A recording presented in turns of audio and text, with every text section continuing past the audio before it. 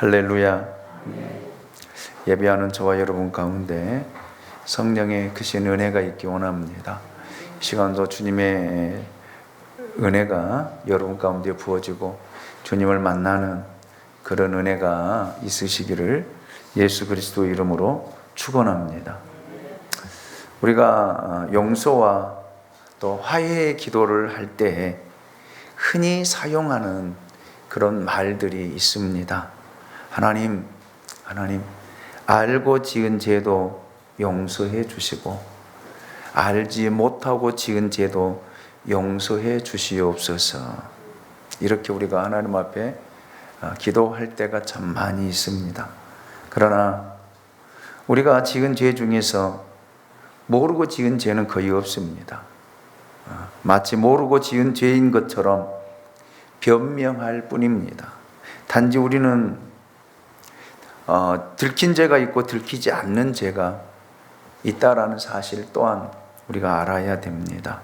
사람들은 죄를 짓고서도 그것을 들키지 않으면 죄를 지은 것이 아니다라고 자신을 굉장히 합리화시킵니다. 양심에 조금 꺼리낌을 느끼지만 쉽게 잊어버리고 무시해 버립니다.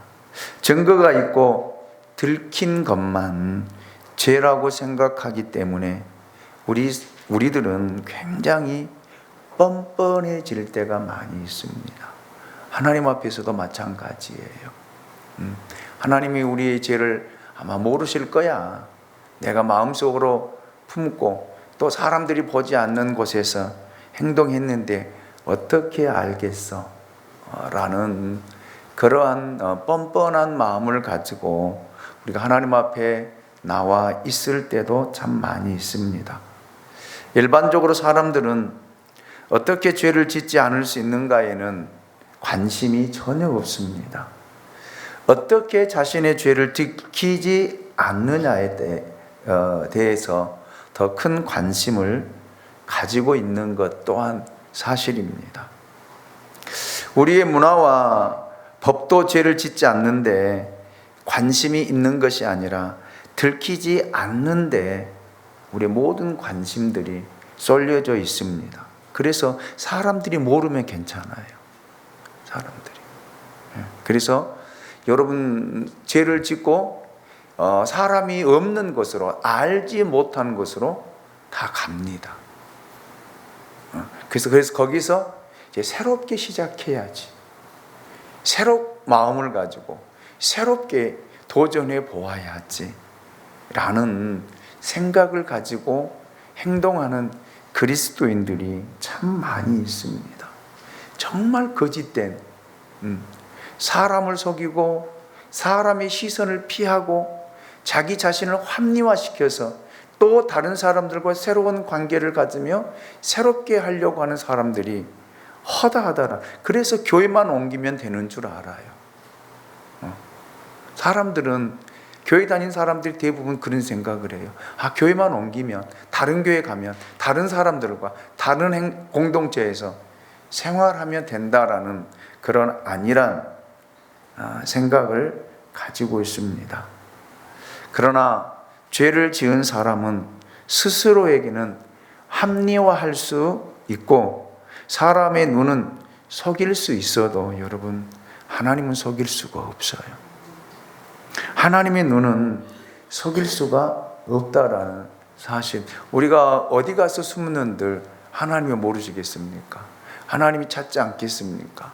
여러분 아담과 하와가 하나님께서 약속하신 선악을 아는 나무의 실과를 따먹고 동산 숲을 사이에 숨잖아요. 숨으면 될 줄 알았어요. 그런데 하나님께서 여러분 부르시잖아요. 아담아, 내가 어디 있느냐? 내가 벌거벗었으므로 부끄러워 숨었나이다.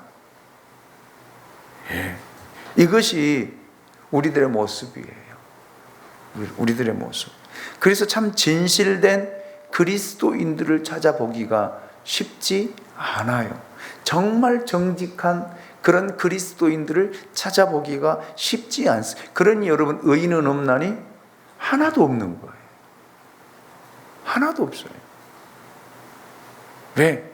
다 감추고 숨기고 포장하고 다 사람들 앞에서 연기하는 그 모습들이 하나님이 보실 때는 의인이 없다라는 말입니다. 의인이 없다라는, 하나님이 찾는 사람이 없다라는 말입니다. 그래서 한국 교회가 무너지고 교회들이 무너지고 있는 현실에 우리가 서 있습니다.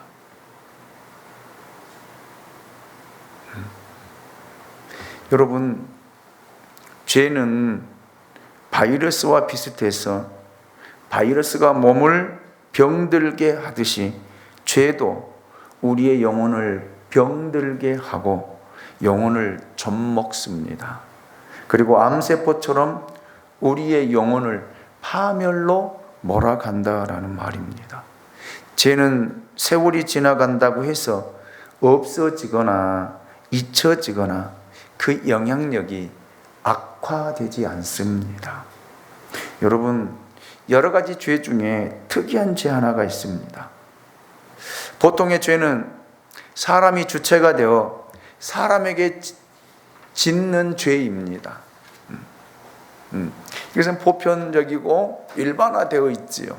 그런데 여러분, 하나님의 이름으로 죄를 짓는 사람들이 참 많이 있어요. 가장 무섭고 악한 것이 예수를 믿으며 예수의 이름을 이용하여 예수의 이름으로 짓는 죄를 이야기합니다. 우리가 좀 분리하면 나 예수 믿는 사람이거든, 나 교회 다니거든, 나 교회 목사거든, 나 교회 장로거든, 나 교회 권사입니다 라는 것으로 상대방을 안심시키고 상대방으로 믿게, 요즘 사회는 또 그렇지도 않더라고요. 교회가 사회에 참 악영향을 많이 미쳐서 좋은 이미지와 좋은 인식을 심어주지 않아서 요즘에는 그렇지도 않더라고요. 교회 다닌다라고 하면은 처음부터 접어놓고 들어가고 사람의 말을 들으려고 하는 시대에 우리가 살고 있습니다. 여러분, 그래서 교회가 바른 길을 걸어가야 돼요. 예수 믿는 사람들이 잘 살아야 된다라는 말입니다. 특별히 교회 중직자들이 하나님 앞에서 신실하게 살아야 됩니다. 속이는 일을 해서는 안 됩니다. 어디 가서 예수 믿는다라고 이야기할 것 같으면 여러분, 진실하고 정직하고 바르게 살아야 돼요.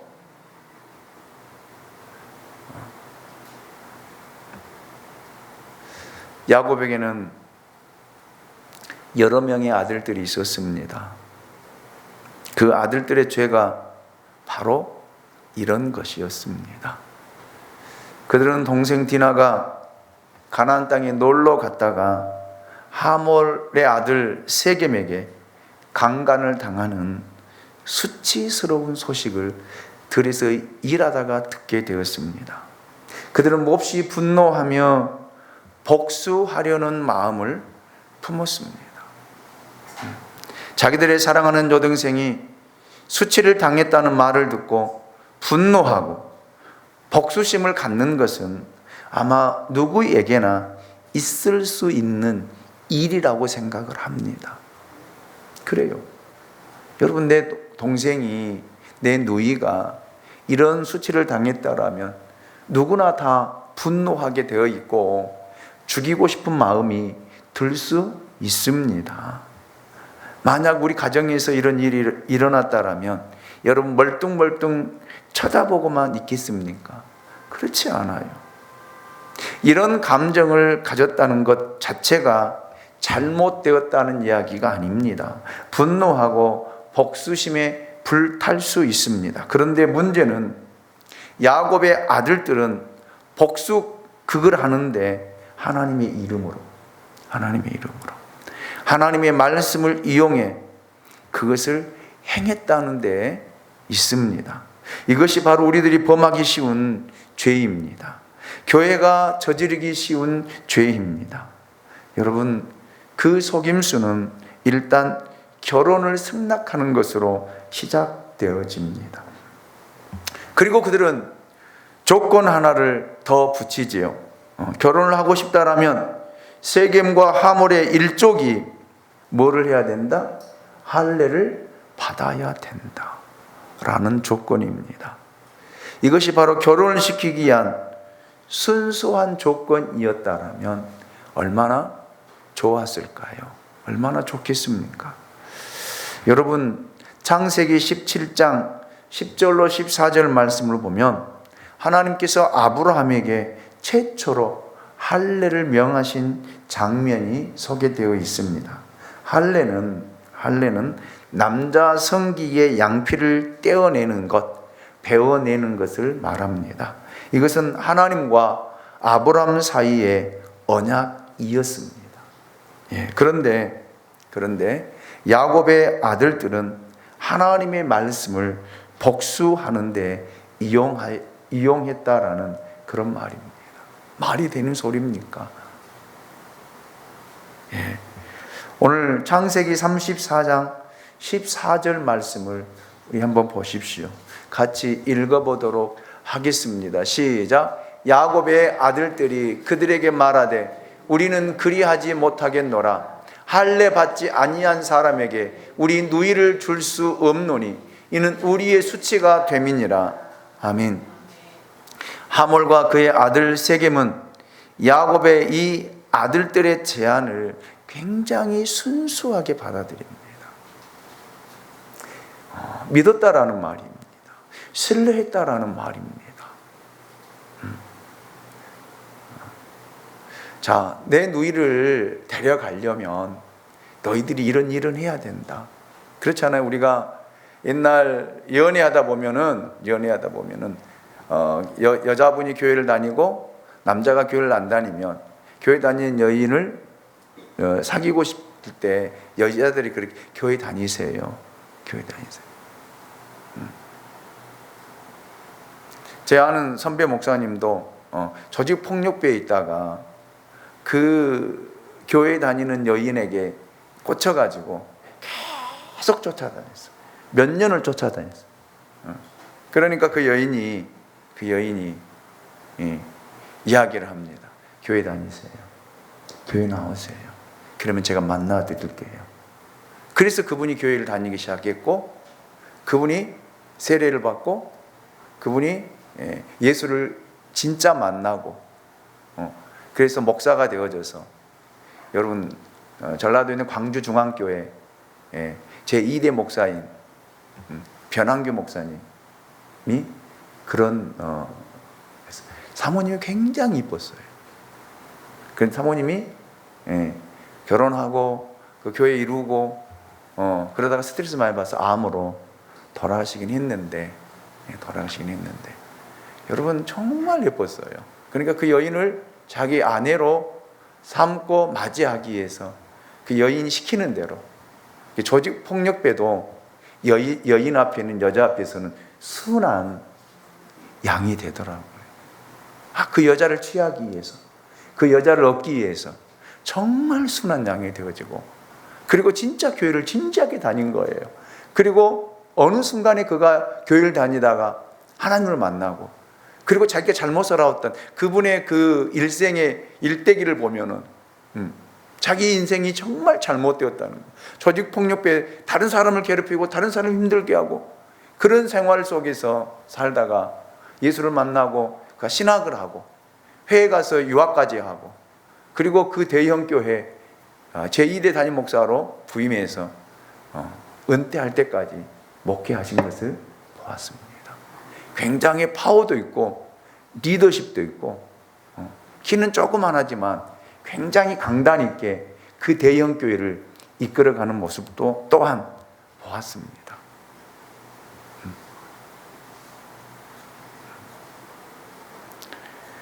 여러분, 그냥 여자를 얻기 위해서 교회를 다녔다라면 결혼하고 안 다니면 되잖아요. 왜? 이 사람은 내 여자가 되었으니까, 내 아내가 되었으니까 교회 안 나가면 그만이잖아요.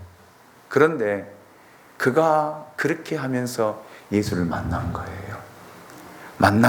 아멘. 하나님이 계신다라는 말이에요.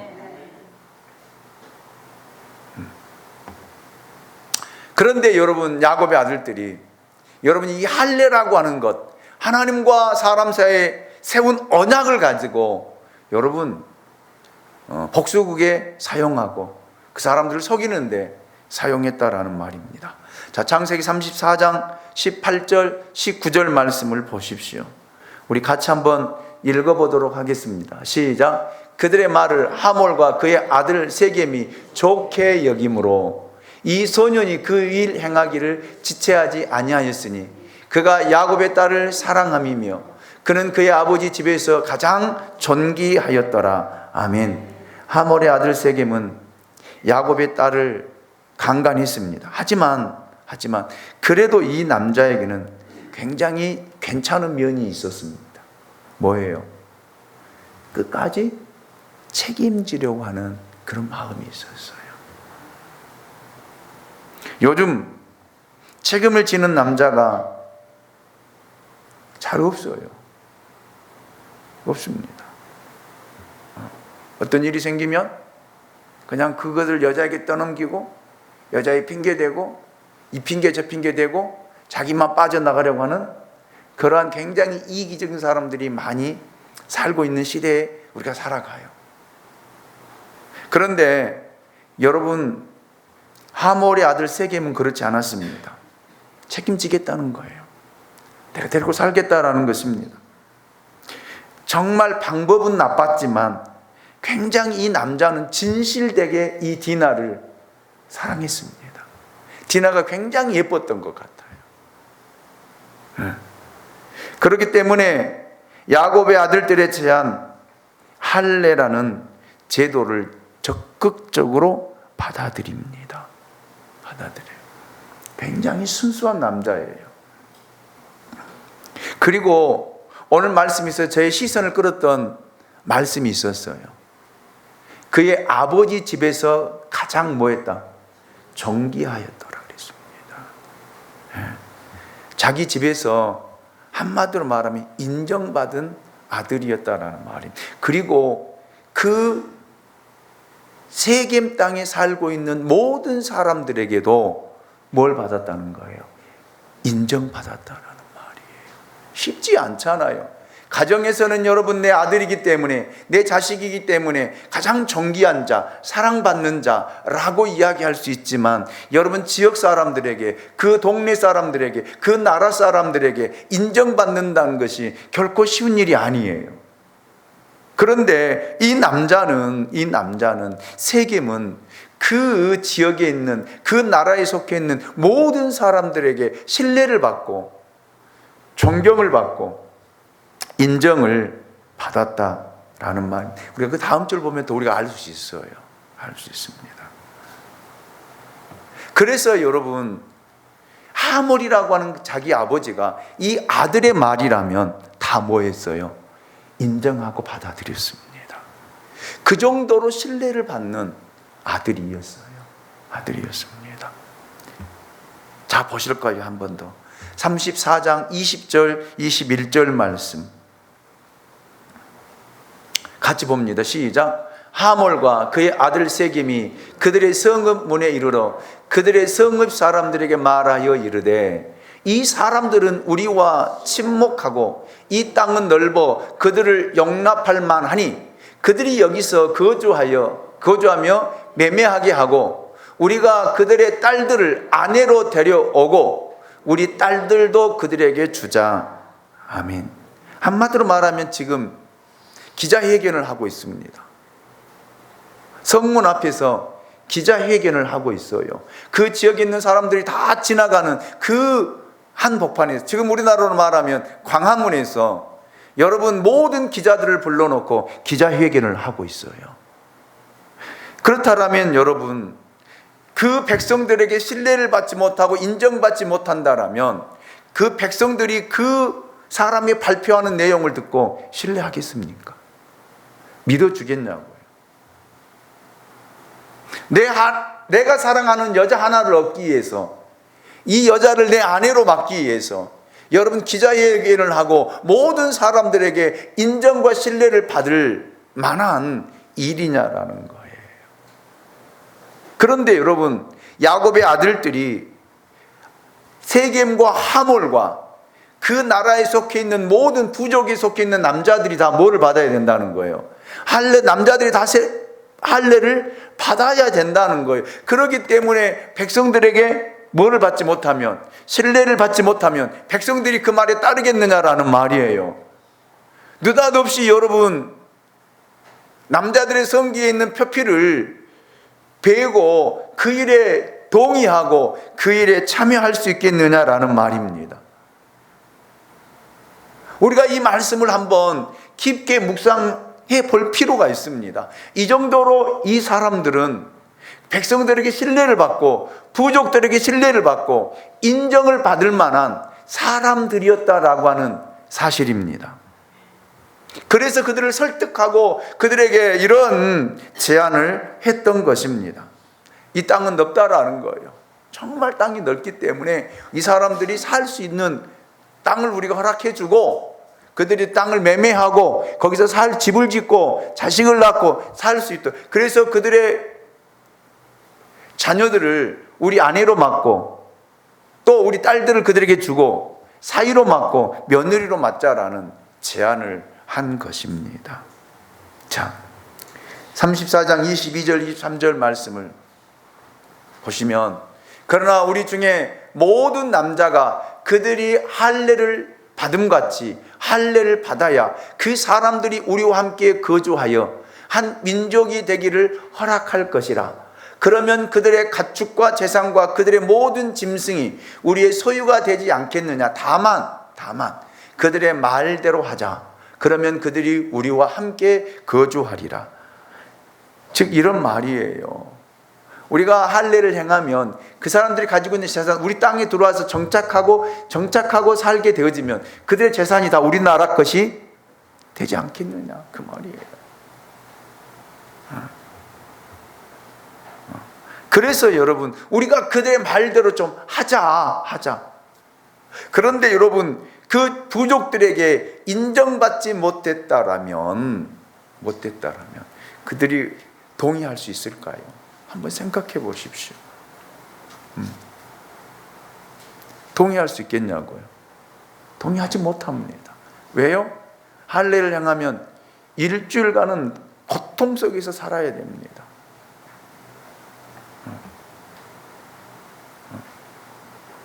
남자분들은 요즘에는 그렇게 남자들은 할례를 하지 않더라고요. 옛날 우리는 할례를 많이 했어요. 우리 남자들도. 저는 군대 가서 했거든요. 성인이 되어져서 그걸 하니까 일주 한 3일은 아파가지고 꼼짝도 못 하겠더라고요. 그래서 제가 군대 제대하고 저희 조카 둘을 데리고 가서 제가 해줬어요. 그랬더니 통증이 오기 시작하니까, 마취가 풀리고 통증이 오기 시작하니까 팔팔 뛰면서 막 욕을 하더라고요. 평상시에 저를 굉장히 무서워했고 굉장히 그랬는데 막 저한테 데리고 가서 그렇게 했다고 시켰다고 막 욕설을 하고 그런데 여러분, 이 사람들은 마취제가 없습니다. 그냥 생살을 벤 거예요.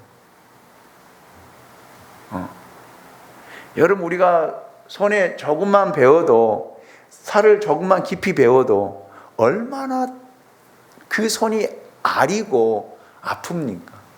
그런데 여러분, 그 성기의 둘레를 다 잘라내고 여러분 그냥 그거를 뒀다고 생각해 보세요.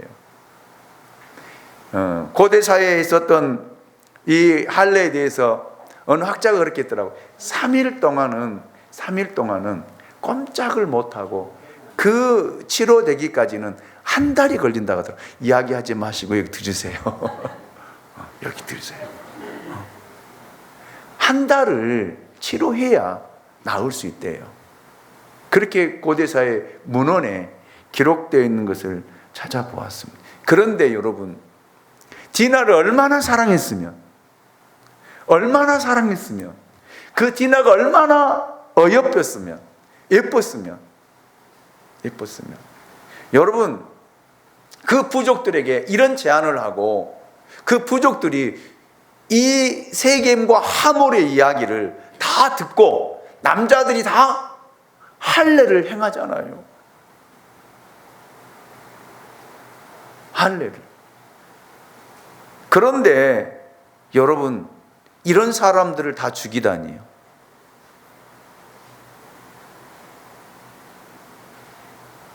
그래서 24절 말씀 보면은 성문으로 출입하는 모든 자가 하몰과 그의 아들 세겜의 말을 듣고 그랬습니다. 성문으로 출입하는 그 모든 남자가 뭐 했다고요? 할례를 받으니라.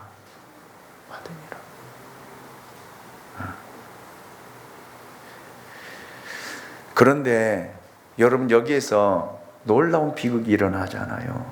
자, 34장 25절 26절 말씀을 보실까요? 같이 읽어봅니다.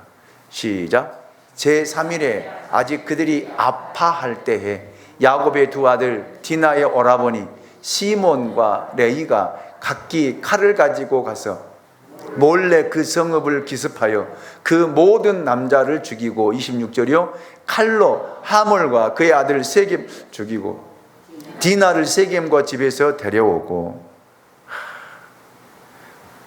진짜 말할 수 없는 사건이 일어나잖아요. 자기 누이 동생이 강간을 당한 것에 대한 복수극이 엄청난 살인으로 이어집니다.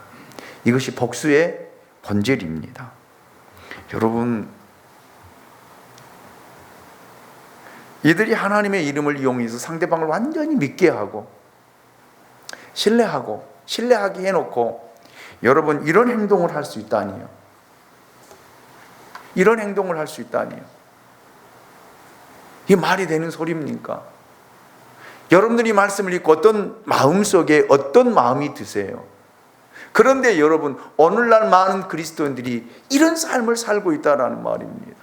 제가 소대 말씀을 드렸잖아요. 나 교회 다니는 사람이, 나 교회 목사야, 나 교회 장로야, 나 교회 권사야, 나 교회 집사야 라고 상대방을 안심시켜 놓고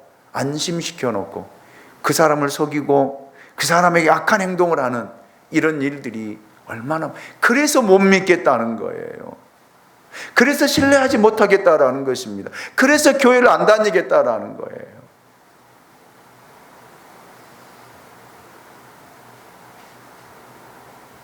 그래서 여러분, 상대방을 속이고 상대방의 거짓말을 해서 여러분, 자기의 유익을 취하고 이익을 취하는 이런 일들이 오늘 우리 대한민국 사회에 얼마나 팽배해져 있냐라는 말이에요. 그래서 교회가 세상으로부터 신뢰를 잃어버렸어요. 그래도 옛날에는요, 저 청년 때, 저 학생 때는요, 교회 다닌다라면 먼저 믿어줬어요. 참 신뢰해줬어요. 그런데 지금은요, 안 믿어요. 안 믿습니다. 무슨 말을 해도 안 믿어요. 신뢰하지 않습니다. 어떻게 우리가 살았기에, 우리가 어떻게 행동하기에 세상 사람들이 우리를 믿어주지 않고 신뢰하지 않느냐라는 말입니다. 그리스도인들이 어떻게 행동했기에, 목사들이 어떻게 여러분 살아왔고 어떻게 여러분 행동했기에 세상 사람들이 신뢰하지 않고 교회를 믿지 않고 말하면 말 잘하는 사람으로만 치부되어 있는지, 우리는 하나님 앞에 우리는 물어야 되고, 우리는 하나님 앞에 무릎을 꿇어야 되고, 하나님 앞에 회개해야 될 줄로 믿습니다. 그래서 제가 외치는 것이, 교회 다닌 사람은 신실해야 됩니다. 교회 다닌 사람은 정직해야 됩니다. 여러분, 내 가족 식구들에게도 인정을 받아야 되지만 주변의 사람들에게도 신뢰를 받아야 돼요.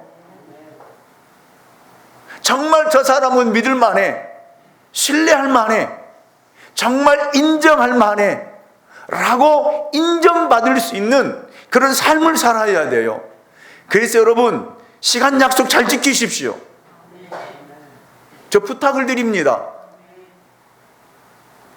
저는 그래서 중고등부 교사들에게나 중고등부 학생들에게 약속은 생명이에요. 무엇으로도 핑계댈 수 없습니다.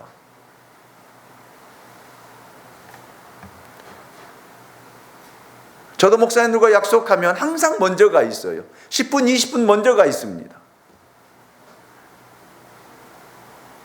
아무리 차가 막히면 전철을 타고 갑니다. 왜? 시간 약속을 안 지키면 다음에 그 사람들이 만날 때, 약속을 할 때 저 사람 늦게 와, 저 사람 몇 분 늦어. 그러니까 여러분 그 사람 신뢰하지 않아요. 약속 하나 지키지 못하는데 무슨 그 사람을 신뢰하겠습니까? 도덕적인 거 이야기하는 거 아니에요.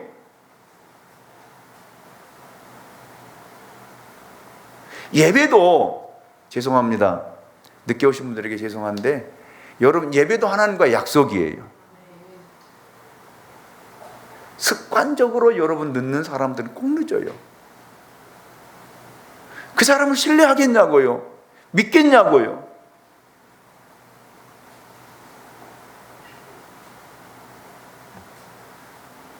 부탁드립니다. 작은 것부터 우리가 지켜야 되고 작은 것부터 행해야 다른 사람이 나를 볼 때 믿어주는 거예요. 신뢰하는, 그때 그 사람이 요구할 때 그 사람 믿고 들어주는 거예요. 이 신뢰가 바탕이 되지 않고서 어떻게 교회 다닌다고 이야기합니까? 어떻게 예수 믿는다고 이야기를 합니까?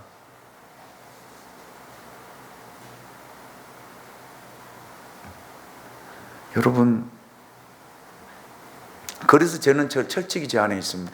약속하면 하늘이 두 쪽 나도 나는 지켜야 된다. 저는 그 주의를 가지고 살아왔습니다. 지금까지도. 그런데 가볍게 생각하는 사람, 뭐 그럴 수 있지.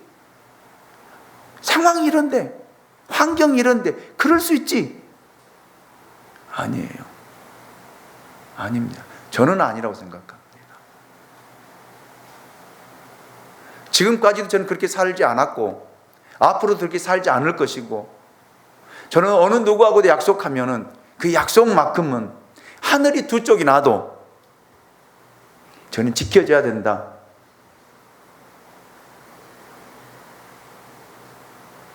라는 생각을 가지고 지금까지 살아왔고, 또 앞으로 그렇게 살 것이고, 또 그렇게 사역을 할 것이고, 사역을 해 갈 것입니다. 여러분, 우리 하나님 앞에, 제가 잘했다는 말이 아니에요. 우리 하나님 앞에 이런 사람이 되어야 됩니다. 약속, 쫓아서 하면 약속은 생명이다. 생명입니다. 습관이 잘못됐다면 고쳐야 돼요. 정말 뼈를 깎는 고통을 통해서라도 고쳐야 됩니다. 여러분의 아니란 작은 생각이 많은 사람으로부터 신뢰를 잃어버려요. 많은 신뢰를 잃어버립니다. 그래서 교회가 욕을 먹는 거고, 나 한 사람 때문에 하나님의 영광이 가리워지는 것입니다. 자, 보실까요?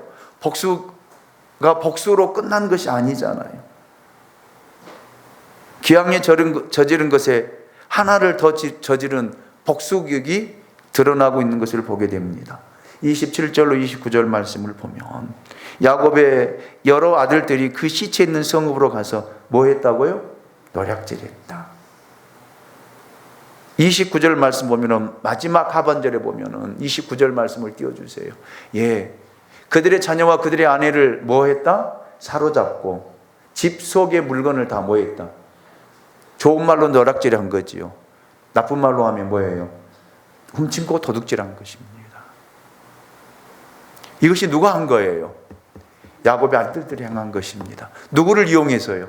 하나님의 이름을 이용해서요. 말이 되는 소리입니까?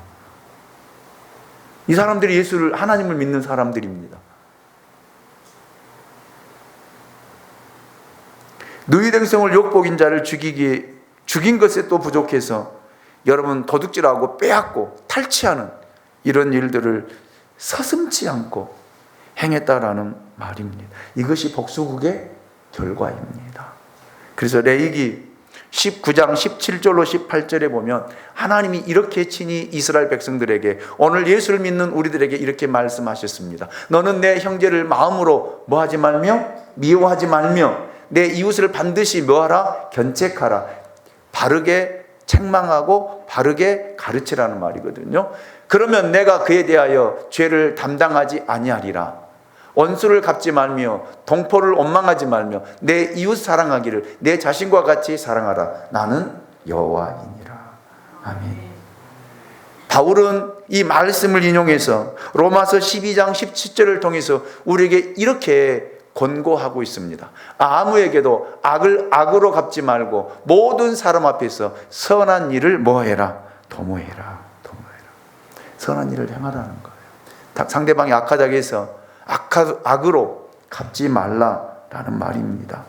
여러분, 이것이 예수 믿는 사람들의 모습이고 우리가 지녀야 할 행동 원칙입니다. 아멘이죠. 이런 사건이 있은 후 지금까지 침묵을 지켜왔던 이제 야곱이 등장해요. 참 못난 아빠입니다.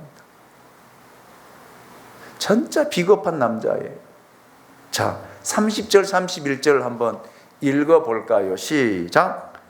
야곱이 시몬과 레위에게 이르되 너희가 내게 화를 끼쳐 나로 하여금 이 땅의 주민 곧 가나안 족속과 브리스 족속에게 악취를 내게 하였도다. 나는 수가 적은즉 그들이 모여 나를 치고 나를 죽이리니 그러면 나와 내 집이 멸망하리라. 그들이 이르되 그가 우리 누이를 창녀같이 대우함이 옳으니까. 아멘. 여러분, 야곱이 시몬과 레위를 불러서 원망과 푸념에 섞인 말을 이렇게 합니다. 내용은 이렇습니다. 너희가 그렇게 행동을 함으로 인해 나에게 화가 미쳤구나. 이 땅 사람들이 화가 나서 힘을 합쳐 우리를 죽이려고 할 텐데 이제 나는 뭐했다? 망하였도다. 참, 야곱은 다른 데 관심이 없습니다.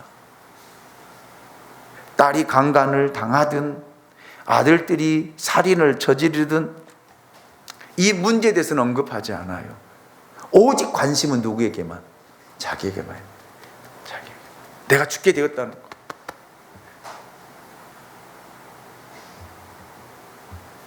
이런 사람이 여러분 아빠의 자격이 있습니까? 자기 딸이 강간을 당해서 자기 자식들이 하나님의 이름을 이용해서 그 수많은 남자들을 죽이고 도둑질하고 탈취하고 노략질해 왔는데 여러분 이렇게 말할 수 있냐라고요. 저는 이 부분을 보면서 충격을 받았습니다. 이런 사람이 야곱입니다. 그런데 이런 사람이 믿음의 조상이 되었다라는 말입니다. 하나님께서 그를 버리지 않았다라는 말입니다. 그래서 여러분 우리에게도 소망이 있습니다. 우리도 하나님 우리 은혜와 긍휼을 베풀어 주셔서 우리를 버리지 않고 함께하고 계시기 때문에 우리도 얼마든지 믿음 위에 설 수 있다라는 말이에요. 믿음의 조상이 될 수 있다라는 말입니다. 아멘입니까? 하나님의 은혜가 아니면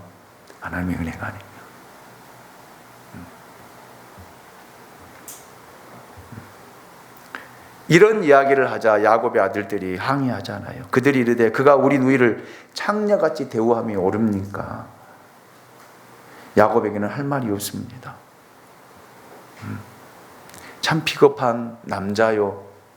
한 가정을 다스리지 못하고 이끌지 못한 정말 못난 남자상을 보여주고 있는 그런 부분입니다. 그럼에도 불구하고 여러분 하나님께서 그를 쫓아서 고쳐서 쓰신다. 사람이 변화된다는 것이 얼마나 힘든 것인지 저는 이 말씀을 통해서 깨닫게 돼요. 아브라함을 통해서도요, 야곱을 통해서도요, 야곱의 아들들을 통해서도요, 사람이 바뀌고 사람이 변화된다는 것이 정말 힘든 일이구나. 안 되는구나. 봐보세요. 야곱이 얼마만큼 하나님을 경험합니까? 라반 자기 장인으로부터 구원받았지요. 자기 형으로부터 여러분 형의 마음을 돌이켜서 형과 화해했지요. 그리고 하나님 앞에 문제가 있을 때 기도할 때 하나님이 들으신다는 것도 체험했지요. 그런데 어떤 문제가 발생되면 잊어버려요. 사람은 잊어버립니다. 하나님 앞에 무릎을 꿇고 하나님 어떻게 해야 됩니까? 하나님 내 딸 디나가 강간을 당했습니다. 그런데 어떻게 해야 됩니까? 라고 묻고 하나님 앞에 도움을 구하고 하나님 어떻게 처리해야 됩니까? 딸을 줘야 됩니까? 주지 말아야 됩니까? 라고 물어보아야 되는데도 아들들이 이런 일들을 자행하고 있음에도 불구하고 아버지는 침묵하고 있다가 겨우 한 말이 너희들 때문에 내가 죽게 되었다. 이런 말이 자식들에게 할 말입니까? 그래서 여러분 저는 오늘 말씀을 이렇게 마무리하고자 합니다. 여러분 예수 믿는 사람들은 잘 살아야 돼요. 목사와 장로님과 권사님들과 집사님들과 교회 청년들과 모든 교회 공동체 안에 속해 있는 사람들은 잘 살아야 돼요. 안 된다고요? 아니에요. 의지가 없어서 안 되는 거예요. 안 바뀐다고요? 아니에요. 여러분 그렇죠. 사람 안 돼. 안 바뀌어. 아니에요. 예수를 잘못 믿기 때문에 그래요. 기도를 믿으면 바뀌어요. 내가 바꾸는 것이 아니라 하나님이 바꿔놓습니다. 아멘입니까? 신실한 사람 됩시다. 정직한 사람 됩시다. 아멘입니까? 선으로 악을 이길 수 있는 그런 믿음의 사람들이 될 수 있기를 예수님의 이름으로 축원합니다. 우리 다 같이 자리에 일어나셔서 찬양을 드립니다.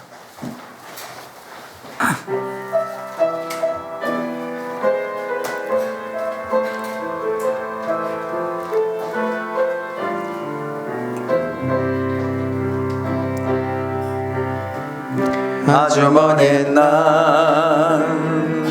하늘에서는 당신을 향한 계획이 있었죠.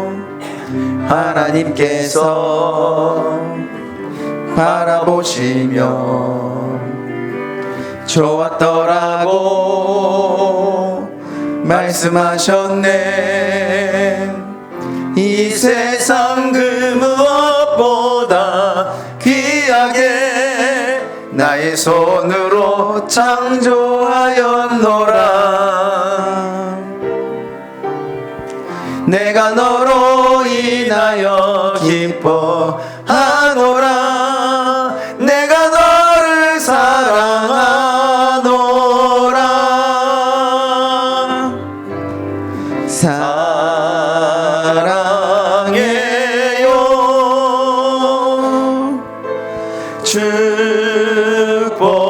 축복해요. 당신의 마음에 우리의 사랑을 드려요.